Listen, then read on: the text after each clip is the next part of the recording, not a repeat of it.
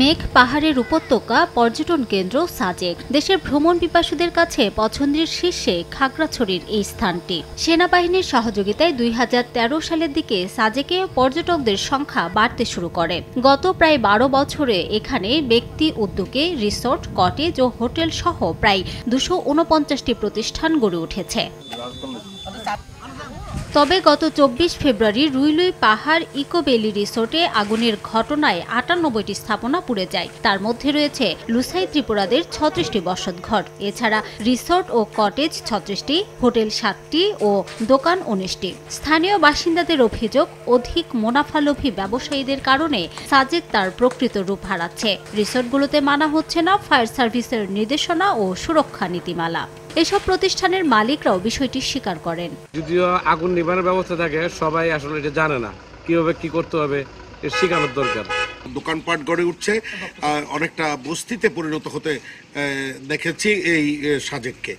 এখনই সতর্ক না হলে আগামীতে আরো বড় বিপদ আশঙ্কা করে সচেতন নাগরিকরা বলছেন, পরিবেশ অক্ষত রেখেই সাজেকের উন্নয়ন করতে হবে। শুধু আপনাদের ফায়ার সার্ভিস থাকলে হবে না, মাঝখানে করে আমাদের পানির ট্যাঙ্কি হাউস করে দেওয়া দরকার। এখনো বর্তমানে আতঙ্কে আছি, কারণ এখানে পানির ব্যবস্থা নেই, আর দ্বিতীয়ত আগুন নিবানোর জন্য এখানে ফায়ার সার্ভিসের ব্যবস্থা নেই।